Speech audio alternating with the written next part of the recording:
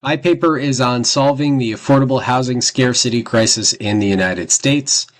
There are a number of initial causes for this. There is low, adequate, livable homes in our country. We have far more people than we have spaces to live, and that results in a number of downsides like families stacking on top of each other, people becoming homeless, people not having a reasonable place to live based on the size of their family. There are a number of solutions that are currently on the way. First, you've got to understand why this cycle in our country exists and why we have a situation why we would have a situation that a young couple who buys a house that fits their needs at the time. A few years pass by, they have a few kids, they've got a dog, they've got, tons of stuff, and they're desperate for more space. They go to look at the 4-bedroom house, they're in a 2-bedroom house, and it's just not fiscally responsible for them to buy the house. They stay in that house, which means that house that could be a cheaper house for a first-time home buyer is now just not available. There are a number of solutions that are on the way. One is zoning practices, adjusting zoning practices, making more zoning practices, making more residential areas. This is a bipartisan issue. Most people believe that this lack of affordable homes is a real problem, and it's across the board: Democrats, Republicans, Independents, and everybody.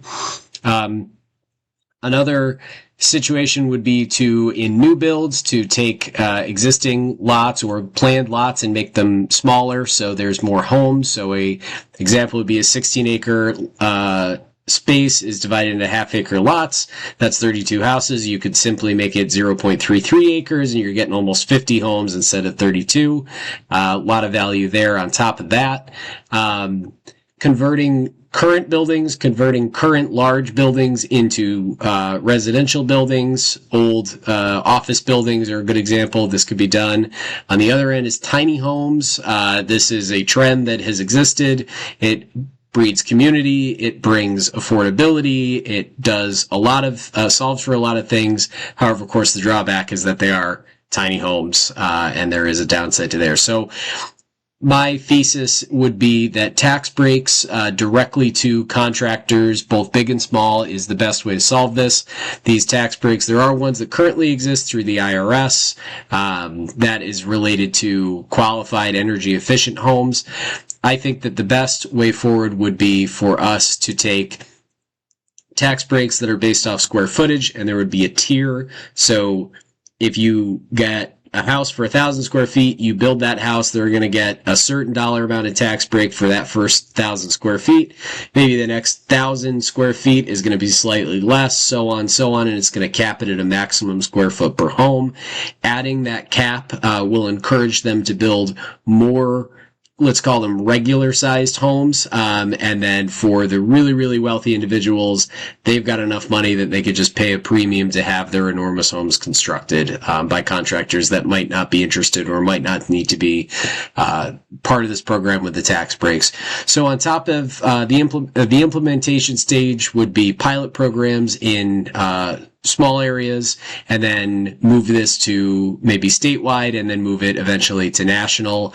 Another part of the implementation, after you get this rolling, after you get eligible contractors and the companies and people, focus groups who are interested in doing this, and convince the politicians that this is a good idea, this would then provide sort of 3 steps. So the initial pilot trial is implementation, scaling it to larger steps, and then finally the cementation step, where all parties are going to get continuous value, the tax breaks for the contractors, tons and tons of data, usable data for the government they can use to adjust this benefit, and create different home sizes in different areas based on this, and then of course homes for real people. Everybody wins. And I think this program would become really popular and sort of a hallmark of this American Dream 2.0. So thank you very much for listening to my presentation, and thank you very much for reading my paper.